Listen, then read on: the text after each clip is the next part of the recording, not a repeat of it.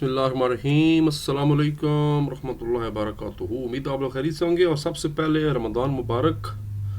अल्लाह ताला इस बरकत महीने में हमारे लिए मज़ीद आसानी फरमाए, आमीन। और इकनॉमिक्स हमने शुरू की हुई है, जिसको माशियात कहते हैं। चैप्टर नंबर 3 पे पहुंच चुके हैं। कुछ वजूहात की वजह से ये वीडियो बनाने में बहुत लेट हो गया, लेकिन चलें, देर आए दुरुस्त आए। बैंक जो है इस चैप्टर का नाम है, और इंतहाई अहम और इंतहाई टेक्निकल चैप्टर है। इसके भी हम दो ही लेक्चर्स बनाएंगे, एक में एमसीक्यूज़ और शॉर्ट करेंगे और दूसरे में इंशाअल्लाह लॉन्ग करेंगे। तो पहले चैप्टर के अंदर चलते हैं। और जनाब हमेशा की तरह इसमें पहले तो डेफिनेशन पढ़ेंगे कि बैंक क्या होता है। इसमें फिर हम बैंक का मफहूम पढ़ेंगे कि बैंक करता क्या है, कैसे काम करता है, बैंक की इकसाम कितनी होती हैं, बैंक असल में करता क्या है, उसके कौन कौन से काम हैं, कर्ज़े जारी करता है, इसके अलावा ज़र एतबार की तख्लीक करता है जो किसी भी बैंक का बहुत अहम काम है, लोगों की बचाई हुई रकूम को अपने पास अमानत रखता है, और कर्ज़ों में जारी करके मुनाफा भी कमाते हैं, ज़ाहिर बात है। तो फिर सबसे पहले इसके एमसीक्यूज़ करते हैं। तिजारती बैंक किस किस्म की अमानतों पर सूद या मुनाफा नहीं अदा करते? ये करंट अकाउंट जिसको आप कहते हैं, तलबी अमानतें जो होती हैं, और यही सबसे बेहतरीन अकाउंट होता है। बस आपका अपना पैसा पड़ा रहता है, जब ज़रूरत हो आप वहाँ से निकाल सकते हैं। कोई सूद नहीं है, कोई इसमें प्रॉफिट के नाम से कोई और चीज़ नहीं है। मंदरजा ज़ैल में से कोई एक मरकज़ी काम मरकज़ी बैंक का इनमें से नहीं है। मरकज़ी बैंक आपको पता है जो कि बैंकों का बैंक कहलाता है। जिस तरह पाकिस्तान में इसको स्टेट बैंक कहते हैं, कहीं इसको फेडरल रिज़र्व बैंक कहते हैं। तो इसका बुनियादी काम जो है वो नोट जारी करना भी है, उंडियों पर दोबारा बट्टा लगाना भी है, बाज़ार ज़र का नाज़म भी है, यानी उतार जो करेंसीज़ के होते हैं उनके बारे में करता है। मगर ये प्रॉफिट नहीं कमाता, क्योंकि ये कर्ज़े जारी नहीं करता लोगों को, और उस पर प्रॉफिट नहीं कमाता, मुनाफा कमाना। ये वो काम है जो मरकज़ी बैंक नहीं करता, क्योंकि उसका काम बैंकों को चलाना है, जो प्राइवेटाइज जो कमर्शियल बैंक्स होते हैं। मरकज़ी बैंक जो है वो कीमतों में इस्तेकाम लाने के लिए जो पॉलिसी इख्तियार करते हैं उसे मॉनिटरी पॉलिसी यानी ज़री पॉलिसी कहते हैं। शॉर्ट क्वेश्चन भी है हमारा इस चैप्टर में, जिसका जवाब किताब में एग्जैक्टली नहीं है, आपको मैं बाद में लिखा देता हूँ कि ज़री पॉलिसी से क्या मुराद है। ज़री पॉलिसी जिसको मॉनिटरी पॉलिसी कहते हैं। आपने आजकल खबरों में IMF का नाम सुना होगा, इंटरनेशनल मॉनिटरी फंड, जो दुनिया का सबसे बड़ा जो है वो मॉनिटरी इदारा है बैंकों का। पाकिस्तान में नफ़ा नुकसान जिसको PLS कहा जाता था, ये अकाउंट खोले गए 1985 में। मुदर्रजा झैल में से कोई एक निज़ाम पाकिस्तान में नोट जारी करते वक्त अपनाया जाता है। पाकिस्तान में कुछ मुतनासिब महफूज सरमाया तकरीबन 20 से 30% रखा जाता है, और उसके बाद फिर उस पर नोट जारी कर दिए जाते हैं।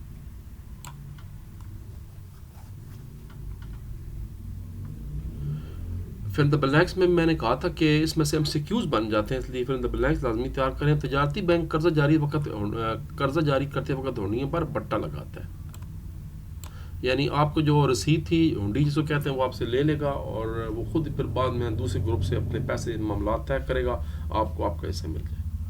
एतबारी ज़र की तख्लीक बराबर है ज़र नकद परसेंटेज ज़र नकद का तनासब। ज़र नकद यहाँ पर आता है, ज़रबे ज़र नकद का तनासब। तिजारती बैंक अमानतों की बुनियाद पर कई गुना ज़्यादा मरीद कर्जे जारी करते हैं। यानी जो आपने सपोज उसमें करोड़ पे रखवाए हुए है, वो जारी पता आपने हर वक्त तो नहीं लेना, फालतू तो तभी रखाया था, तो उसकी बेस पर पता नहीं कितने करोड़ आगे जो बैंक है वो अपने अंदाजे से कर्जे जारी कर देते हैं। इसको ज़र एतबार की तख्लीक भी कहते हैं। पाकिस्तान में ज़र महफूज का जो तनासब है वो 20 से 30% है। यानी एक्चुअली जो पैसा है बैंक के पास सिर्फ आपका तकरीबन 30% तक पड़ा हुआ है, बाकी बैंकों ने आगे कर्जों में दे दिए है लोग, इदारों को, लोगों को, कंपनीज को, और उससे वो प्रॉफिट कमा रहे हैं। लोग अपनी कीमती अमानतें, असासे और जेवरात बैंकों के फराहम करता सेफ होते हैं, जिनको सेफ लॉकर्स भी कहते हैं, उसमें रखवाते हैं लोग। ये बाकायदा इंश्योर्ड होते हैं, और ये बहुत ही यानी कम जो है ना इसके बदले में आपको पैसा पेमेंट देनी पड़ती है। 2-3 साइज़ों के होते हैं, जिस तरह का आपको चीज़ रखा हिसाब से आप ले सकते हैं। लो जनाब, फिर करते हैं हम ज़रा इसके बाकी जो शॉर्ट क्वेश्चन है वो 1 बाय 1 करते हैं। पहला शॉर्ट क्वेश्चन है, बैंक से क्या मुराद है? पेज नंबर 45 अगर आपके पास किताब असल मौजूद है।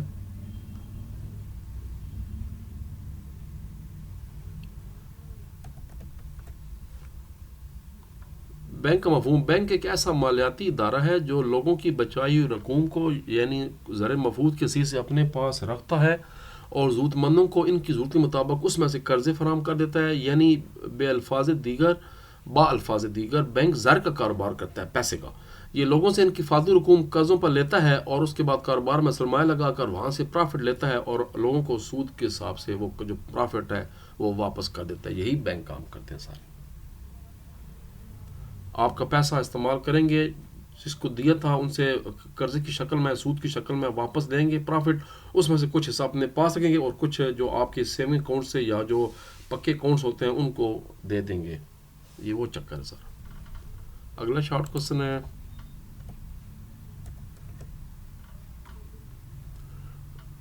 طلبی امانتوں اور بچت امانتوں میں کیا فرق ہے؟ وہی کرنٹ اکاؤنٹس کے اور سیونگ اکاؤنٹس کے بارے میں بتایا جا رہا ہے. طلبی امانتیں اور کرنٹ، پیج نمبر 50. طلبی امانتوں کو چلند یا رواں کھاتہ کرنٹ اکاؤنٹ بھی کہتے ہیں. یہ ایسی امانتیں ہوتی ہیں جنہیں ان کے مالک جب چاہیں بینک سے نکلوا سکتے ہیں. ان امانتوں پر بینک کوئی سود ادا نہیں کرتا کیونکہ بینک ایسی امانتوں کو نہ تو قرضوں کی صورت میں جاری کرتا ہے اور نہ ہی انہیں کسی کاروبار میں لگاتا ہے.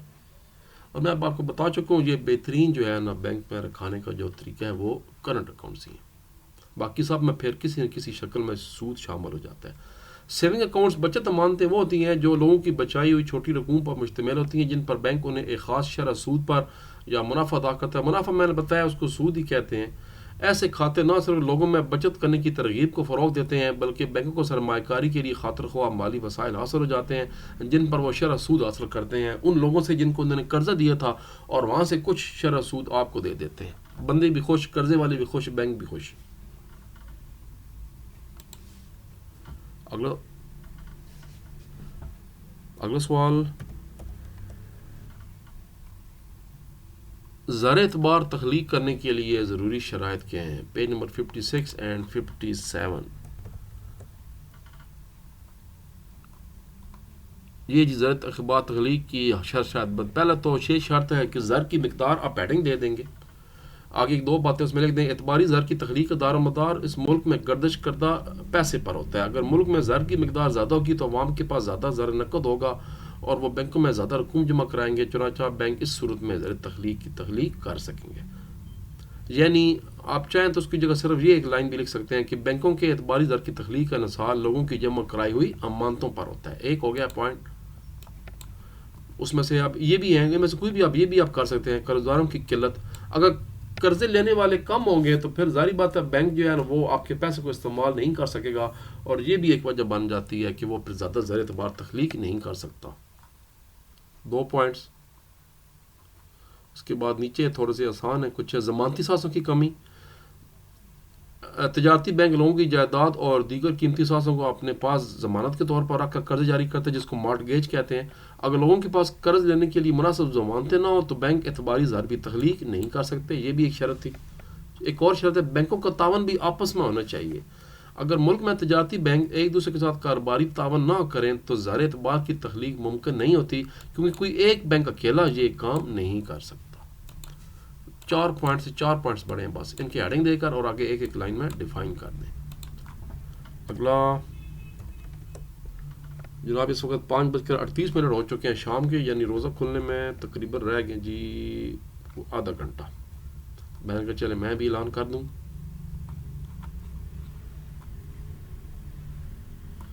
اور فہرستی اور غیر فہرستی بینکوں میں کیا فرق ہے؟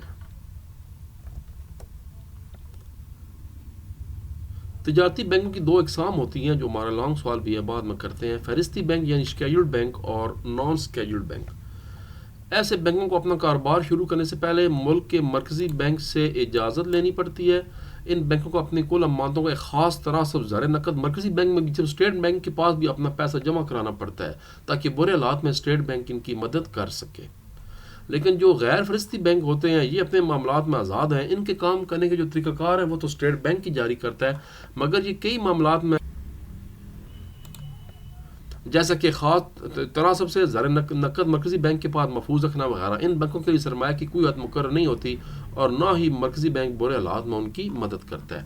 پاکستان میں یہی وجہ ہے کہ آلموسٹ جتنے بھی بینکس ہیں وہ سارے اوپر والے یعنی فہرستی بینک ہیں جو اسٹیٹ بینک کے پاس اپنا کچھ پیسہ رکھوا دیتے ہیں ضمانت کے طور پر،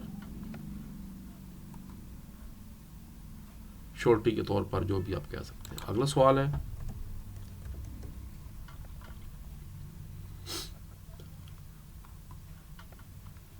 نفع نقصان کے شراکتی کھاتوں سے کیا مراد؟ یہ پی ایل ایس کا چکر تھا جو شروع کیا گیا، مگر یہ اس طرح ناکام ہو گیا تھا کیونکہ اس میں نقصان تو بینکوں کو ہوتی کون نہیں ہے، ظاہری بات ہے۔ پھر لوگوں نے کہا جی سیدھی سیدھی گل ہے، بس تھوڑے بہت پروفٹ سود دیتے رہیں، کام چلتا رہے گا، کیونکہ نقصان تو بینکوں کو ہوتے نہیں ہے، وہ بینک جس کو نقصان ہو پھر وہ بینک ہی نہیں ہوا۔ تو یہ پی ایل ایس شروع ضرور کیے گا، مگر یہ کوئی مکمل طور پہ اس میں ابھی ہم پڑھیں گے، کتاب میں لکھا ہے کہ اس میں کچھ پیچیدگیاں ہیں۔ پیج نمبر 50 اور 51 یہ ہے جی۔ 1 جولائی 1981 کو پاکستان میں تمام بینکوں میں بلا سود بینکاری نظام کو رائج کیا گیا۔ بینک ایسی امانتوں پر پیش کی طے شدہ سود کے بجائے مختلف شرح سے منافع دیتے ہیں، تو منافع بھی تو پھر سود ہی ہوا یا نقصان ادا کرتے ہیں، کیونکہ ایسی امانتوں پر قرضوں میں جاری کر کے اگر بینک کو منافع ہو تو امانت دار کو منافع میں حصہ دیا جائے گا، اگر نقصان کی صورت میں ہو تو پھر امانت دار کو بھی نقصان برداشت کرنا پڑتا ہے۔ اس طرح امانتیں جمع کروانے والے بینک کو ہونے والے نقصان اور منافع میں برابر کے شریک ہوتے ہیں۔ لیکن نیچے اسی چیپٹر میں نیچے ڈیٹیل لکھی ہوئی ہے کہ یہ بعد میں ایشو بن گیا، کیونکہ بینکوں کے طریقہ کار کے مطابق بینکوں کو لاس تو اس طرح قرضوں میں ہوتی نہیں ہے، وہ تو قرضہ دیتے ہی اسی کو ہیں جس سے پتہ ہو کہ یہ واپس کرے گا۔ تو پھر اس طرح کہا گیا جی کہ ٹھیک ہے لوگوں کو آپ پروفٹ دے دیں لیکن تھوڑی ریشو میں دے دیں، تھوڑا بہت، تو وہ بہت تھوڑا پروفٹ سال میں 2 دفعہ دیتے ہیں آپ کو، ایک دفعہ جون میں دیتے ہیں اور ایک دفعہ دسمبر میں دیتے ہیں، یعنی 31 جون کے بعد اور 31 دسمبر کے بعد۔ یہ معنی کے حساب سے پروفٹ آپ کو نہیں دیتے۔ پی ایل ایس اکاؤنٹ کی بات ہو رہی ہے، 73 پیج، دوبارہ 69 جناب۔ معینہ حد اور متناسب محفوظ سرمایہ کے نظام میں کیا فرق ہے؟ یہ وہی زر اعتبار تخلیق کرنے کے سلسلے میں کچھ تھیوریز ہیں، پیج 58۔ معینہ ضمانت کا اصول یہ جی کہ مرکزی بینک ایک خاص حد تک سونا چاندی یا منظور شدہ زر مبادلہ اپنے پاس رکھے بغیر نوٹ جاری کر سکتا ہے، لیکن اس حد کے بعد ہر نوٹ کے مریض کے برابر سونا چاندی یا زر مبادلہ ہونا چاہیے اسٹیٹ بینک کے پاس، یعنی وہ ایک خاص حد سے زیادہ نوٹ جاری نہیں کر سکتا۔ یہ نظام برطانیہ، ناروے اور جاپان میں رائج ہے، لیکن ہمارے ملک میں جو نظام رائج ہے وہ متناسب محفوظات کا نظام ہے، پروپورشنل ریزرو سسٹم، امریکہ، پاکستان، انڈیا، ان ملکوں میں۔ اس نظام کے تحت مرکزی بینک کو نوٹ جاری کرتے وقت ایک خاص تناسب سے سرمایہ محفوظ رکھنا پڑتا ہے، چنانچہ کوئی بھی مرکزی بینک جتنے چاہے نوٹ جاری کرتا ہے، ان کی پشت پر مقررہ تناسب کے حساب سے سونا چاندی یا منظور شدہ زر مبادلہ بطور ضمانت رکھنا پڑتا ہے۔ پاکستان میں یہ تناسب 30% ہے۔ یہ لکھا ہوا ہے، یہ نظام پاکستان کے علاوہ بھارت، امریکہ، جرمنی اور دنیا کے کئی ممالک میں رائج ہے۔ اگلا شارٹ کوسچن، مضاربہ اور مشارکہ میں کیا فرق ہے؟ یہ اسلامی نظام بینکاری ہے جس میں سود کے بغیر جو ہے نا وہ مختلف طریقوں سے سرمایہ کاری کی جاتی ہے، قرضے دیے جاتے ہیں، ایک مضاربہ شکل ہے، ایک مشارکہ ہے، دونوں میں کیا فرق ہے وہ دیکھ لیتے ہیں۔ پاکستان میں اس وقت کئی بینک ہیں جو سر کی بینکاری کر رہے ہیں، میزان بینک ہے وہ نمبر 1 اس وقت بینک کہلاتا ہے جو سر کرتے ہیں، اس کے علاوہ شاید فیصل بینک ہے وہ بھی کرتا ہے۔ اب تو باقاعدہ جتنے بھی بینک ہیں جو کمرشل تھے، Habib bank, united bank, Muslim commercial, A B L, ان کی بھی ایک علیحدہ برانچیں اس طرح کی بننی شروع ہو گئی ہیں جو اسلامی بینکاری کر رہے ہیں۔ مشارکہ کے تحت بینک یا دیگر مالیاتی ادارے کاروباری فرموں یا اداروں کو نفع نقصان میں شراکتی بنیاد پر سرمایہ کرتے ہیں، یعنی بینک پیسہ دے دیں گے، آپ کاروبار کریں گے، پروفٹ ہوا تو تب ہی ڈیوائڈ ہو جائے گا، نقصان ہوا تو تب ہی ڈیوائڈ ہوگا، مگر اس صورت میں بینک باقاعدہ شراکت داروں کے ساتھ رہبر کے طور پر کام کرتا ہے، وہ باقاعدہ آپ کو چیک کرتا رہتا ہے کہ آپ کس طرح کا کاروبار کر رہے ہیں، کتنا پروفٹ کما رہے ہیں، کیا کر رہے ہیں۔ بینک کا کنٹرول ہوتا ہے، لیکن مضاربہ میں کنٹرول نہیں ہوتا، بلکہ ایک شخص سرمایہ فراہم کرتا ہے اور سرمایہ استعمال کرنے والا اپنی قابلیت اور صلاحیتوں کی بل بوتے پر کاروبار چلاتا ہے، دونوں کاروبار کے نفع نقصان میں برابر کے شریک ہوتے ہیں۔ آج کل مضاربہ سرٹیفکیٹس بھی استعمال میں آ رہے ہیں جن کو کاروباری کمپنیاں فروخت کرتی ہیں۔ یہ اس کا بتانا تھا۔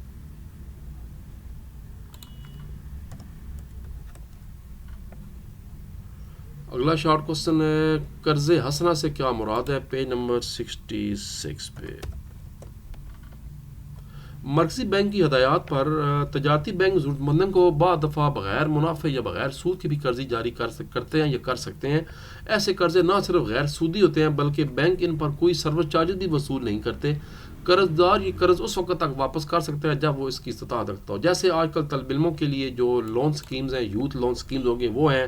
اس طرح کچھ نوجوانوں کے لیے جو ہے نا وہ کر دی گئی ہیں وہ ہیں. اسٹوڈنٹ کے لیے کچھ لیپ ٹاپ لینے کے لیے سکیمیں بنا دی گئی ہیں. کچھ تو حکومتیں لیپ ٹاپ دیتی بھی ہیں مگر فیسیں وغیرہ دینے کے لیے کچھ ایسی سکیمیں حکومتیں چلاتی رہتی ہیں. تو پھر وہ جو حکومتیں ہوتی ہیں وہ مطلب ہے ضمانت دیتی ہیں ان بینکوں کو کہ ٹھیک ہے جی آپ ہمارے بیہاف پر جو ہے نا یہ قرضے دینے شروع کر دیں, کوئی مسئلہ ہوا تو ہم ذمہ دار ہیں, ہم پے کریں گے. تو اس لیے پھر وہ قرضے مل جاتے ہیں. ان کو قرض حسنہ کہتے ہیں. آپ بھی اگر انڈیویجولی کسی کو قرضہ دیتے ہیں اور اسے کہتے ہیں بھائی جب تمہارے پاس آسانی سے ہوا مجھے واپس کر دینا, کوئی سود نہیں کوئی کچھ نہیں, تو ایسے قرض کو قرض حسنہ کہتے ہیں اور یہ سب سے بہترین شکل ہے.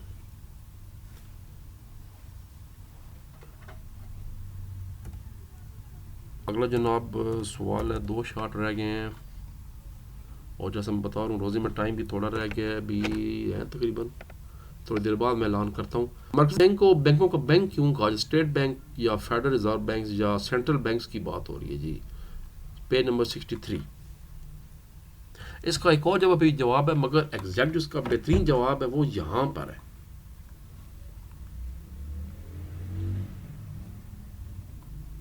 سوری پیج 63 نہیں ہے, گڑبڑ ہوگی, ہے گڑبڑیشن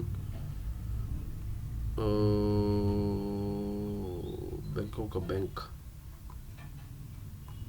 یہ تو چیپٹر ختم ہو گیا. میں دوبارہ دیکھتا ہوں کون سا پیج تھا, شاید میں نے غلط پیج لگا دیا. پیج 66 ہے اور یہ پیج 63 لکھا ہوا ہے. چلیں ڈھونڈ لیتے ہیں. 63 نہیں ہے, یہ پیج 59 ہے میرا خیال ہے.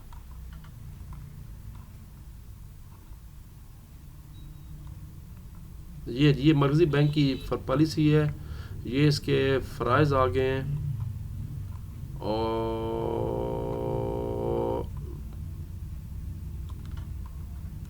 ایک تو اس کا یہ جواب یہاں سے بھی بن سکتا ہے کہ حکومت کا جو بینک ہوتا ہے وہ کیا ہوتا ہے, وہ بھی مرکزی بینک ہی ہوتا ہے. یہاں سے بھی یہ بھی آپ دے سکتے ہیں جواب, یہاں سے 2 پوائنٹ دے کر. اور میں یہ والا تھا, یہ جو شارٹ بھی یہ اس کا پیج نمبر نوٹ کر لیں, اس کا پیج نمبر 59 ہی ہے, آپ کو میں نے ٹھیک بتایا 59 پیج اس کا, اور 63 میرے حساب سے جو میں نے اپنی فائل بنائی ہوئی ہے. مرکزی بینک ملک کے بینکاری اور زرعی نظام کا سربراہ ہے. ملک کے تمام بینک اس کے واضح کردہ اصول کے مطابق اپنے فرائض سر انجام دیتے ہیں, اس لیے مرکزی بینک بینکوں کا بینک کہلاتا ہے. تجارتی بینکوں کی ہنڈیوں پر دوبارہ بٹا لگا کر انہیں قرضے فراہم کرتا ہے. تجارتی بینکوں کو اپنی نئی شاخیں کھولنے کے لیے بھی مرکزی بینک سے اجازت لینی پڑتی ہے.